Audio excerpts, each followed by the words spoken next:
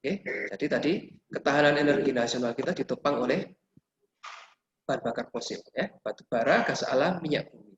Hanya sebagian kecil saja saat ini, hanya 12,36% yang berasal dari sumber energi baru terbarukan. Ya, kenapa baru dan terbarukan? Karena sumber energi ini bisa diisi ulang istilahnya ya. Kalau baterai HP kita bisa diisi ulang, tidak akan habis. Tetapi bahan bakar fosil bagaimana? Ya, kita lihat di sini. Cadangan minyak kita saat ini dengan ladang-ladang minyak yang sudah kita ketemukan, ini hanya cukup untuk mensuplai kebutuhan Indonesia selama 11 tahun. Ya. Sudah menipis ya. Beberapa sumber menyebutkan hanya 8 tahun atau 9 tahun. Ini saya ambil yang paling lama 11 tahun. Kalau gas alam bagaimana? Gas alam lebih panjang lagi. Ya.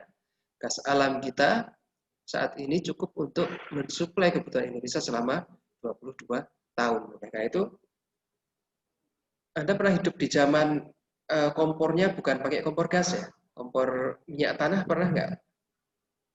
Pernah, Mbak. Pernah, Pak. Pernah, Pak. Ya? Pernah. Nah, kenapa sekarang kok beralih ke gas?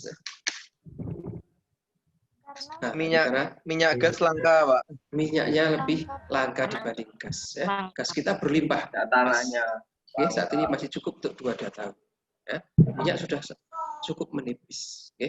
Sehingga minyak sebagian besar digunakan untuk BBM, kendaraan bermotor dan sebagainya. Oke. Nah, kita untuk bahan bakar menggunakan gas. Ya. Nah, ini minyak dan gas alam hanya mensuplai sekitar 23 tambah 4, ya 27%. Sisanya batu bara kita cukup untuk berapa lama? Nah, ini lebih lama. Sampai saat ini, kalau secara perhitungan, sampai 80-an tahun. Ya, 83 tahun kita masih bisa ditopang oleh batu bara. Ya. Nah, ini kan menunjukkan bahwa ketika kita mengenalkan sumber energi dari ketiga hal ini, suatu saat akan habis. Ya. Maka ketika kita berpikir terkait sebuah negara, keamanan sebuah negara, maka kita harus mempunyai sumber energi lain. Ya. Nah, salah satunya yang dikembangkan oleh pemerintah adalah energi baru terbarukan. Ini saat ini baru mengambil porsi 12,sekian% dari produksi listrik. Dan tetapi semakin bertambah tahun, ini direncanakan pemerintah akan mengurangi bahan bakar fosilnya. Batubara dari 60, sekian menjadi 32 di tahun 2025, kira-kira 5 tahun lagi. Gas alam semakin banyak, minyak semakin banyak. Nah, ini EBT-nya diperbanyak. Jadi 2050 juga akan diperbanyak lagi menjadi sekitar 32. Ini menurut skenario pesimistis ya. Kalau optimistis tahun 2050 itu bisa sampai 50%. Nah, di sini apa? Sebenarnya membuka peluang bagi kita ya, untuk mempersiapkan diri kita menguasai nanti kira-kira tahun-tahun Anda lulus, tahun-tahun Anda memegang peranan penting di bangsa Indonesia ini 2025-2050 bisa kira-kira minimumnya 32 maksimumnya 50 ya. Artinya kan majority energi itu akan disuplai dari EBT ya. Dari program studi fisika UAD kita bergegas lah untuk menyiapkan dan membekali Anda dengan dengan knowledge, dengan science dan dengan engineering, dengan rekayasa teknik di bidang ini. Ya. Ini sebuah peluang yang sangat besar di masa mendatang. Nah, apa saja EBT yang bisa kita manfaatkan di Indonesia? Nah, ini ada banyak hal ya. Karena Indonesia ini alhamdulillah sekali kita ditempatkan di negeri yang banyak sumber dayanya ya, meskipun banyak gempa dan banyak gunung berapi. Ini salah satunya. Selain gempa dan gunung berapi, kita bisa manfaatkan sumber panas. Ya. Ada namanya geothermal atau panas bumi. Oke, tempat-tempat yang magmanya dekat dengan permukaan. Ada yang dari Dieng, Wonosobo, atau Banjarnegara. Oke, daerah-daerah itu kan pegunungan, banyak kawahnya ya. Pasti kawah artinya bagaimana? Kawah yang menghasilkan panas. Ya. Nah, ketika di bawah tanah itu ada air yang tersimpan di sana, nah airnya tadi akan terpanaskan dan menguap membentuk uap. Nah, ini kita bisa manfaatkan untuk menggerakkan turbin dan baling-baling untuk pembangkit listrik. Ya, ini contohnya dapur magma yang muncul ke permukaannya terbukti secara periodik dia akan menyemburkan gas panas yang kita sebut sebagai apa? Geyser. Ya. Nah, ini kita bisa manfaatkan untuk memutar, ya. Jangan dibiarkan hilang aja nih uapnya di pipa, kemudian digunakan untuk memutar baling-baling. Ya. Tadi uap yang panas tadi setelah memutar menjadi dingin, dikembalikan lagi ke tanah. Ya. Ini akan di recycle lagi oleh bumi secara geotermal. Ya. Nah, ini menjadi turbin disambungkan ke generator. Dan nanti kita akan belajar generator itu apa sih? Ya, magnet yang berputar di sekitar kumparan atau kumparan yang berputar di sekeliling magnet. Ini menghasilkan listrik yang bisa kita nikmati.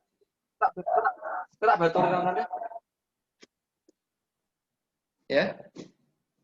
Nah, yang kedua adalah hal ini tidak begitu sehat, ya, karena uap langsung dari dalam bumi mungkin isinya bukan hanya air saja, tetapi ada hal-hal yang membuat korosi, misalnya sulfur, fosforus, atau mungkin dia bisa menjadi asam sulfat atau asam fosfat atau asam nitrat. Ya. Nah, oleh karena itu kita tidak sentuhkan langsung dengan turbinnya. Ya. Maka dibuat sistem tertutup. Ya. Panas bumi masuk digunakan untuk memanaskan air nih, digunakan untuk memanaskan air dan dikembalikan lagi. Nah, air yang panas ini uapnya yang kita gunakan. Ini air murni. Ya. Jadi air dari bumi tidak bersinggungan langsung dengan alamnya. Ini yang lebih banyak dipakai saat ini, okay? Untuk supaya alat pembangkitan listrik kita lebih awet. Ya. Nah, panas bumi di Indonesia ada di mana saja? Nah, ini peta kira-kira potensinya panas bumi. Okay? Nah, biasanya sebanding dengan adanya gunung berapi. Gunung berapi kan ada di ini ya, Sumatera, Jawa, Bali, Nusa Tenggara. Nah, panas bumi juga ada di sana, paling banyak. Ya. Ada lagi di sini, ini ada tektoniknya berbeda ya, patahan tektonik di kira-kira Gorontalo, ini juga bisa menghasilkan panas bumi. Oke. Nah, ini kita bisa gunakan untuk mensuplai kebutuhan listrik nasional. Ini salah satunya ada yang di dekat kita ada di Dieng, ya, dataran tinggi Dieng. Di Jawa Barat ada Kamojang, ada Derajat, ada ini di Jawa Barat atau Banten ya, Wayang Winda, Gunung Salak dan sebagainya. Oke. Sekali-kali main ke sana, mumpung di rumah yang dari Jawa Barat, Tasikmalaya dan sekitarnya, Bandung, main-main ke pembangkitan energi panas bumi. Nah, ini contoh yang kita punya, yang paling besar di Indonesia, ya, geothermal di Sarula, Tapanuli, ya, Sumatera Barat, dekat Danau Toba. PLTP, pembangkit listrik tenaga panas bumi Sarula unit 1, 2, 3. Ini bisa menghasilkan total 330 megawatt. Ya, saat ini kita sudah bisa menikmati listrik dari sana. Oke. Nah, ini tentang geothermal.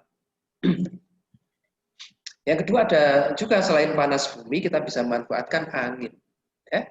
Nah, ini lebih intinya sama saja ya. Tadi panas bumi kita gunakan untuk memanaskan air, airnya menjadi uap, uapnya memutar kincir, balik-balik. Nah, ini juga sama. Ini sudah angin yang berembus ya. Biasanya di tepi-tepi pantai atau di daerah pegunungan yang di dekat laut. Ya. Nanti kita bisa pasang baling-baling seperti ini. Ini akan digerakkan oleh angin, aliran angin. Ini disambungkan ke generator. Turbinnya tadi baling-baling disambungkan ke generator. Sehingga ketika baling-balingnya berputar, generatornya ikut berputar menghasilkan listrik. Nah, saat ini kita sudah punya juga di Sulawesi Selatan, ya, PLTP Sidrap ini dekatnya Mbak Elianora. Ada lagi yang dari Sulawesi? Sepertinya ada ya, kita punya beberapa mahasiswa dari Sulawesi ya. Nah, ini di dekat sana. Memang apakah angin di sana lebih kencang, Mbak? Atau Mas? Ya? Dibanding di tempat lain bagaimana? Nanti bisa kasih testimoni itu teman-teman. Ya. Nah, saat ini sudah bisa memproduksi kira-kira 70-an megawatt, 75 megawatt dan 35 megawatt di Sulawesi. Nah, ini potensi tenaga angin di Indonesia. Ya. Biasanya kita lihat tempat-tempat yang dekat dengan samudra, dengan laut yang luas. Pesisir selatan Jawa, Bali, Nusa Tenggara, pesisir bawah Papua, kemudian di Sulawesi, daerah-daerah pegunungan yang langsung madep laut, ya tidak ada pantai.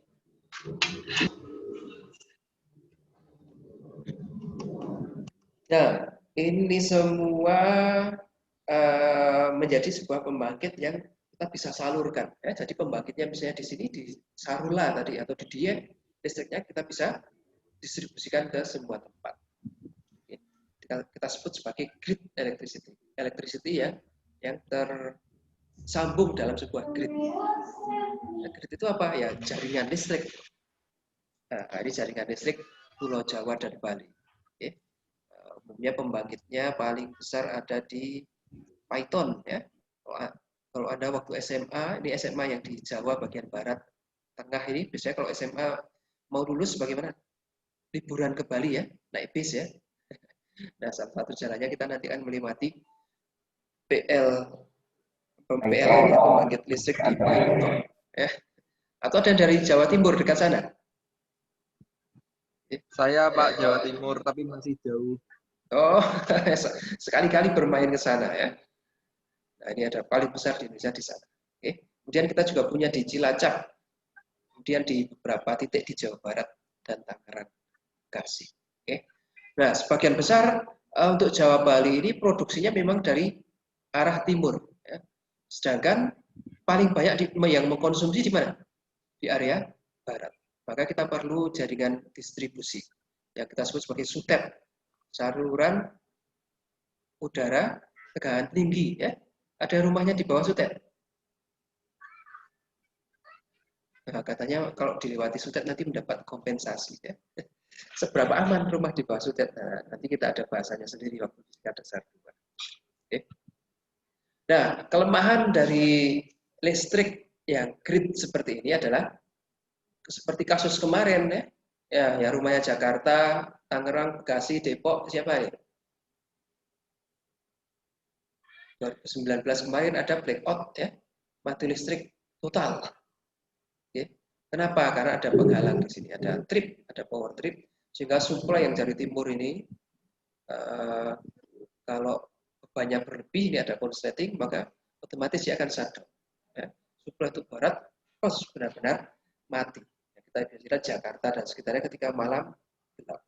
Ya, hanya beberapa tempat saja ini gedung-gedung ini biasanya memakai genset, mereka memiliki genset sendiri. Ya.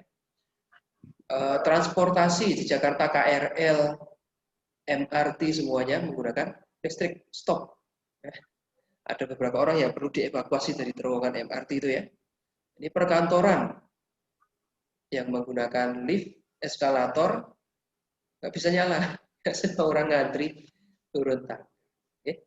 Bahkan lampu pengatur lalu lintas, lampu merah, kuning, hijau itu ya, itu juga beberapa tempat tidak nyala, menimbulkan chaos besar. Nah ini yang salah satu hal rawan dari sebuah grid electricity. Electricity yang pembangkitnya di mana, penggunanya di mana, jadi harus disalurkan. Oke. Maka di antara EBT ini ada beberapa jenis EBT yang tidak perlu harus seperti itu ya. Produksi di sini, pengguna di sana, tidak harus bisa di tempat yang sama. Kita sebut sebagai off grid, ya, tidak perlu masuk ke yang sangat populer ini namanya mikrohidro. Ya. Ini versi kecil dari pembangkit listrik tenaga air. Kalau pembangkit listrik tenaga air, airnya kan benar-benar kita buat bendungan, kemudian ada aliran yang memutar turbin yang sangat besar. Ya. Kalau ini untuk kecil saja, ya prinsipnya adalah Anda punya kumparan diputar di sekitar magnet, ya boleh kumparannya berputar atau magnetnya yang berputar. Intinya ada gerak relatif antara keduanya. Oke. Nah, ini memutar turbin dihubungkan dengan generator. Misalnya sini ya, generatornya dihubungkan ke sini, dia bisa menghasilkan listrik. Ya. Oke, listrik dari hasil seperti ini AC atau DC? Kira-kira pertanyaannya. Tadi sesuatu yang AC, Pak. Hah? AC, Pak. AC, kenapa kok AC? Karena masih searah, Pak. Oh, justru AC itu alternating, bolak-balik. Kebalik ya. DC yang direct. Ya. Tapi memang benar, AC, semua listrik yang dihasilkan oleh sesuatu yang berputar, itu adalah AC. Karena dia mengikuti gerakan berputarnya, ya, sinusoidal. Jadi ada 0, ini nanti kita akan dapat berapa besarnya GGL industri, GGL induksi ya. Min N D turunan pertama dari flux terhadap waktu. Nah, flux sendiri ada komposisi sinus atau cosinus. Sinus ya. Jadi sine diturunkan ya, dia masih akan bentuk cosinus ya, naik turun. Kadang nilainya 0, kadang positif maksimum, kadang 0 lagi, kadang negatif maks minimum ya. Jadi naik turun listriknya naik ya, sinusoidal. Nah, ini kita sebut sebagai listrik AC. Oke. Listrik PLN yang kita pakai AC atau DC? AC juga. Listrik untuk AC alat juga, Pak. AC ya. Kalau untuk alat elektronik, TV, komputer, laptop, HP, DC, Pak. DC. Ya, itu perlu DC. Maka kita punya ini trafo ya, charger segala macam ini untuk mengubah AC menjadi DC. Oke, kita akan belajar lanjut di fisika dasar 2. Oke. Nah, ini potensi mikrohidro di Indonesia ini banyak sungai yang bisa dimanfaatkan sebenarnya. Ya. Ini contoh di daerah Yogyakarta saja. Ini sepanjang aliran Sungai Opak dan Sungai Progo ini banyak sekali yang bisa kita manfaatkan untuk mikro. Ya, kalau di tempat Anda ada sebuah tempat mungkin agak terpencil atau jauh tidak terjangkau oleh tiang listrik, ya, kita bisa gunakan mikrohidro. Kita bisa gunakan sebagai program pengabdian masyarakat. Ya. Apalagi di kurikulum baru Merdeka Belajar nih, Anda bisa gunakan untuk pengganti kuliah. Jadi nanti disetarakan. Kita punya proyek yang disetarakan dengan tadi. Juga boleh. Boleh nih HP anu seneng mamah kok HP kuwi. Nah, ini mikrohidro. Oke, skala mikrohidro berapa? Mikro itu kira-kira yang 5 kilowatt sampai 100 kilowatt. Nah, kalau ada kakak-kakak kelas itu Pak yang sedang mengerjakan generator kecil untuk saluran air di pipa bagaimana? Oh, itu namanya apa ya? Piko mungkin, piko hidro karena kecil lagi, sangat kecil ya, cuma bisa untuk menghidupkan lampu. Kalau PLTA biasanya skalanya besar, 1.100 megawatt